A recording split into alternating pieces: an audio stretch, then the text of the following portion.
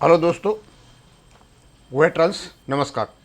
मैं दीमान सिंह। मैं आपको बताना चाहूँगा कि एक सूचना थी कि 17 तारीख को सिंगला साहब वाले केस का सूचीबद्ध हुआ था 86 नंबर पर, कोर्ट नंबर 3 में। भाई अभी तक उसकी कोई सूचना हमारे पास तो आई नहीं है, यूट्यूब पर भी कहीं नहीं है कि उसमें क्या हुआ क्या नहीं हुआ। जब सूचना आएगी तब हम आपको बताएंगे। हम बताना चाहेंगे कि पब्लिक सेक्टर बैंकों का एक मंथन हुआ गुड़गांव में। डीएफएस ऑर्गेनाइज पीएसबी मंथन 2025, और ये 2 दिन का प्रोग्राम था। इसकी अध्यक्षता chaired by the general secretary DFS, department of finance services ने उसकी अध्यक्षता की। और इस मीटिंग में क्या क्या हुआ, सबसे पहले तो ये था, उनसे ये पूछा गया सेक्रेटरी साहब से कि क्या बैंकों का मर्जर हो रहा है, क्या और कोई कंसोलिडेशन हो रहा है या प्राइवेटाइजेशन हो रहा है। उन चीज़ों को उन्हें जवाब भी दिए। तो पहले तो हम ये देखते हैं कि इस मीटिंग में बड़े बड़े लोग गए थे। कौन कौन गए थे इसमें? पीएसबी लीडरशिप यानी सीएमडीज ऑफ पब्लिक सेक्टर बैंकों के, regulators, industry experts, academicians and practitioners, इन सब लोगों ने इसमें पार्टिसिपेट किया। और ये था मंथन नंबर 3। पहला पुणे में हुआ था, फिर दिल्ली में हुआ था सेकंड नंबर का, और ये 2025 में अभी ये दिल्ली यहां पर हुआ है। इसमें इन लोगों ने बैंकों के जो कंडीशन है, आर्थिक कंडीशन है, उस पर विचार किया। पीछे क्या था, आगे क्या था, सारी बातें की। पीएसबी है moved beyond the phase of survival and stability, now position to play a large role toward the Viksit Bharat, ये उन्होंने कहा डीएफएस के सेक्रेटरी साहब ने, कि जो पब्लिक सेक्टर बैंकों की जो सर्वाइवल और स्टेबिलिटी खतरे में थी, अब उससे हम बाहर निकल चुके हैं और हम भाग रहे हैं कि तरफ विकसित भारत 2047 की तरफ बढ़ रहे हैं। ये उन्होंने वहां कहा। अब जितने भी लोगों मैंने बताए ऊपर, वो साहब वहां थे, सारे सुन रहे थे। अब मेरा मेन मकसद ये है, ये विकसित भारत है, ये होता क्या है विकसित भारत,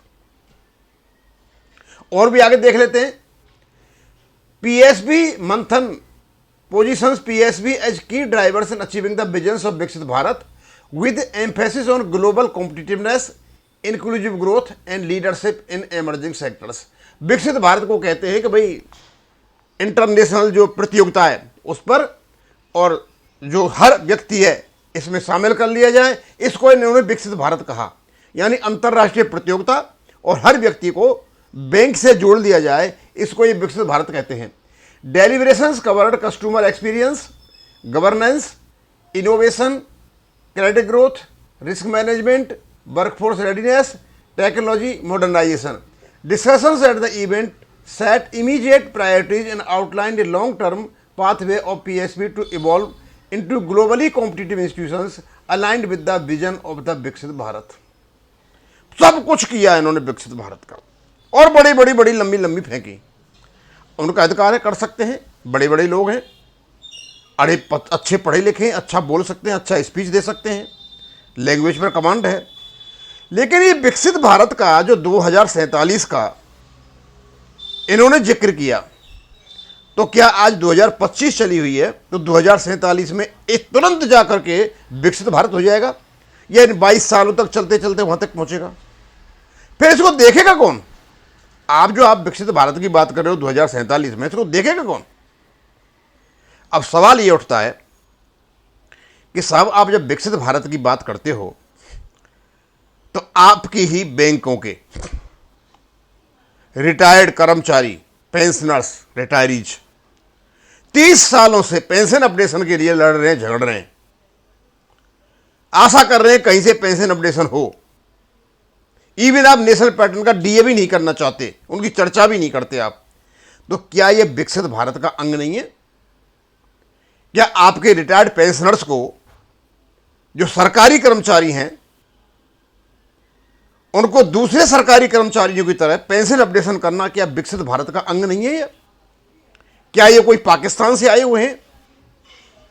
मैं सिर्फ इस वीडियो को इसलिए बना रहा हूं कि कम से कम जिन लोगों ने इसमें पार्ट लिया होगा, किसी के कानों तक तो ये बात जाएगी कि आपके कर्मचारी जो रिटायर्ड पेंशनर्स हैं 1995 से आगे से, यानी 30 साल से अपने पेंशन अपडेशन के लिए लड़ाई लड़ रहे हैं कोर्टों में, और आपके कानों तक जू नहीं रेंगती है, तो आप विकसित भारत कैसे करोगे?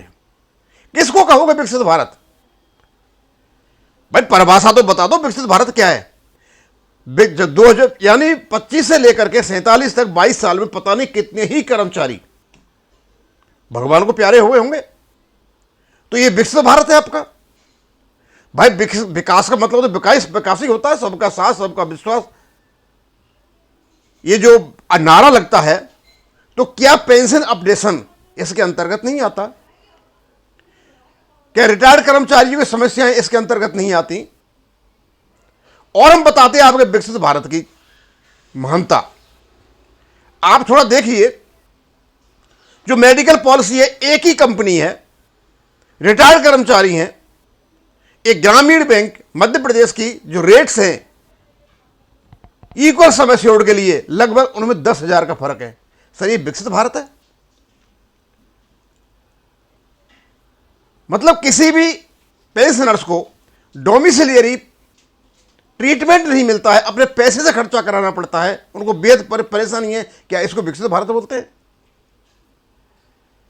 मतलब इनकी समस्या को सुनने वाला कोई नहीं, और बीच में ला करके आपने एक ऐसा संगठन जिसको हम आईबीए कहते हैं बिठा दिया है, जिससे आप तक समस्याएं नहीं पहुंच सके।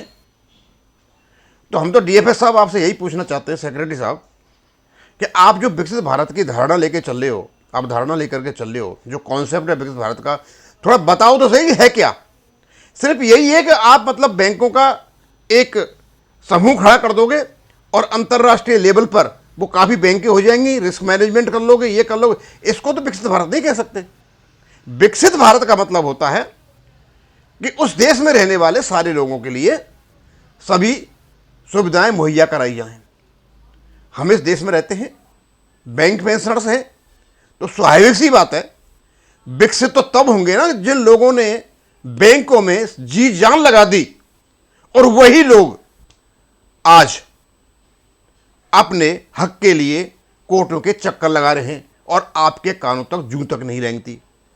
हो सकता है इसमें कोई पीएसबी की लीडरशिप हो, कोई रेगुलेटर्स हो, इंडस्ट्री के कोई एक्सपर्ट्स हों, भले आदमी एकेडमिशियंस हों, प्रैक्टिशनर्स हों, और पूछें डीएफएस साहब से, साहब आप ये लंबी लंबी फेंक गए, आपके ही कर्मचारी इस प्रकार का वीडियो बना रहे हैं कि आप उनका पेंशन अपडेशन नहीं कर रहे हो, तो आप इस पर भी तो बोलो। वह पत्रकार थे, उन्होंने पूछा कुरेदा इनको कि साहब जो कंसोलिडेशन की जो बातें हो रही हैं वो कहां तक सही हैं? बस उन्होंने इतना कहा कि सरकार का जो 51% पीएसवी में लगा हुआ उससे कम नहीं होगा। तो इससे क्या फर्क हुआ? ये जवाब तो नहीं मिला ना। इससे तो ये भी फर्क नहीं पड़ता कि मर्जर करोगे नहीं करोगे। अब मर्जर और कंसोलिडेशन की बात चलना शुरू हो गया, यानी बैंक पेंशनर्स का पेंशन अपडेशन का ध्यान हटाने के लिए अब मर्जर और कंसोलिडेशन शुरू हो गया। अब ये डीएफएस और क्या नाम फाइनेंस मिनिस्ट्री आश्चर्य जानती है, आईबी आश्चर्य जानती है, कुछ ऐसा सगुफा छेड़ो जिससे ये नो की नो यूनियन यूएबीयू की उसमें लग जाएं, और अपने साथ में ये जो रिटायर्ड कर्मचारी हैं उनको भी साथ में ले लें और पेंशन अपडेशन को साइड में लगा दिया जाए। ये सब ट्रिकबाजी है पेंशन अपडेशन को रोकने के लिए। क्या इस प्रकार के मंथन से अच्छी बात निकल करके आती है? इसमें कोई शक नहीं है, अच्छी बातें निकल करके आती हैं। तो मैं ये चाहता हूं कि हमारे पेंशन अपडेशन का डीएफएस साहब ध्यान दो, और ऐसे मंथन में जितने भी लोग थे उनसे भी हम रिक्वेस्ट करते हैं कि थोड़ा जल्दी से आपने लोगों से पूछो कि भैया आपका पेंशन अपडेशन नहीं हुआ था, आपका विकसित भारत कैसे होगा। यहीं खत्म करूंगा। थैंक यू, धन्यवाद।